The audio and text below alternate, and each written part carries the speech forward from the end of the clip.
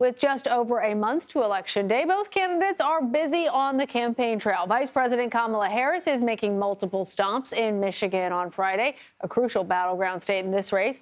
During a rally in Flint, Harris highlighted her plans for what she called an opportunity economy and vowed to put middle-class working families first. Look, our economy is making good progress.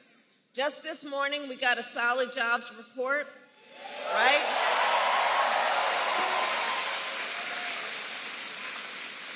Over 250,000 jobs created last month. Unemployment fell. And just a few weeks ago, the Federal Reserve cut interest rates, which helps.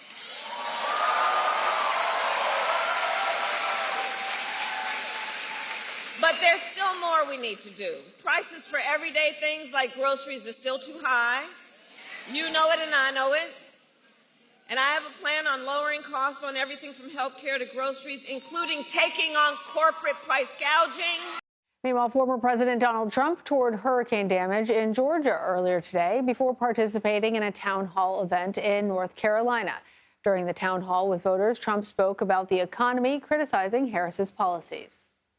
And these clowns took over, and what they've done to our country, between that and so many other things, what they've done to our country. But, you know, I view inflation was the worst we've ever had, I think. They say, oh, it was only in 48 years. Somebody, one of the fake news back there, they corrected me one time. They said, no, 48 years. Oh, okay.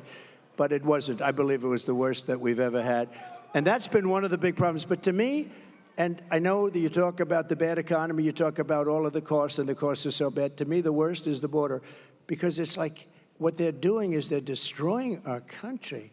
And it's not easy. We're going to get them out. We're going to have the largest deportation in history. I'm not proud to say that either, but it's a tough thing to do.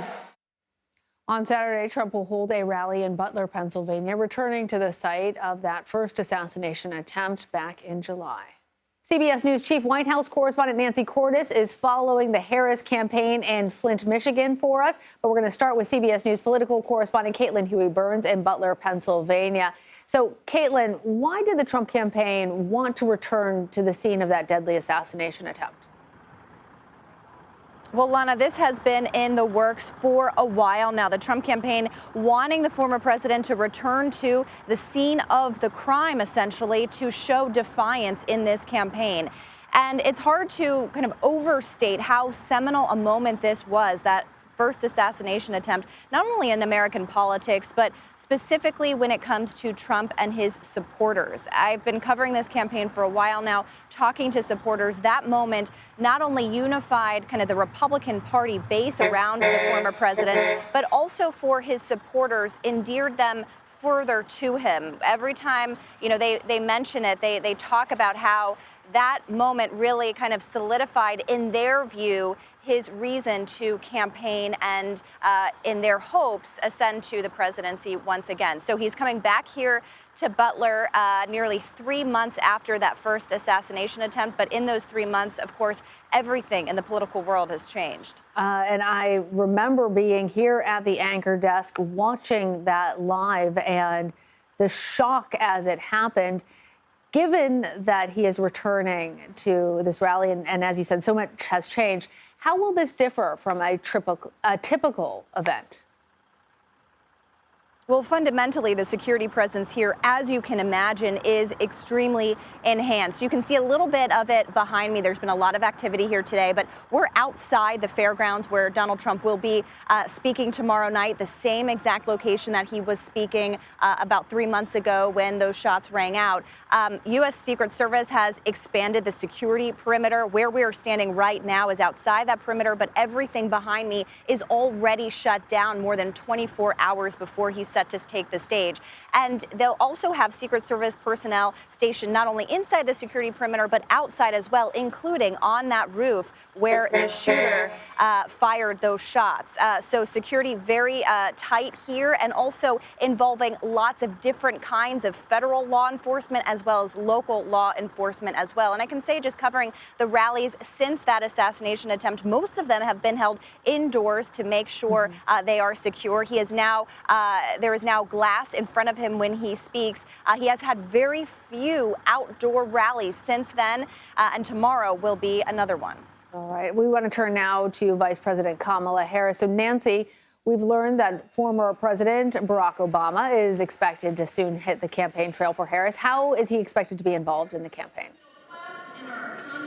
Well, we're told he's going to be crisscrossing the country over the final 27 days of this race, Lana, starting in Pittsburgh, in Pennsylvania on Thursday, the biggest battleground state, and then he'll just go from there. He's not going to be appearing with Vice President Harris, at least it doesn't sound that way right now. He's going to be appearing on his own because he's still a big draw within the Democratic Party. He is beloved.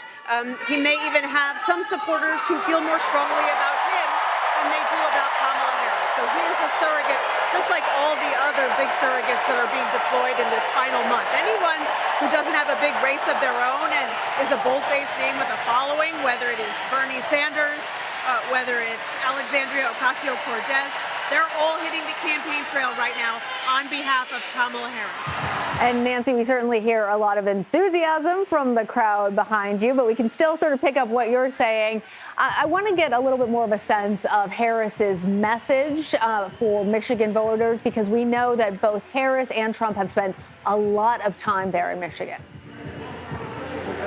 Right. So Kamala Harris, when she's here in Michigan, she's really hammering home the fact that it was the Biden-Harris administration that passed this massive Inflation Reduction Act, which contains billions of dollars worth of grants and subsidies and credits and incentives for green energy, and especially important here in Michigan for green vehicles.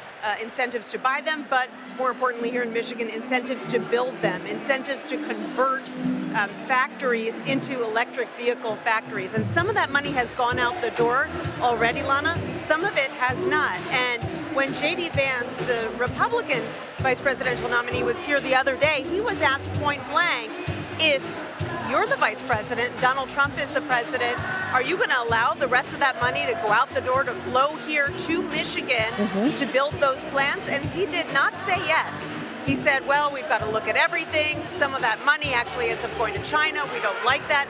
And Trump himself has said that he's going to put a moratorium on all federal grants when he gets in office if he is elected. So that's something that is of concern to the automotive industry here in Michigan, which of course is the economic driver of prosperity here in Michigan with thousands and thousands of jobs. Very important policy difference. Nancy Cordes and Caitlyn Huey-Burns, thank you both.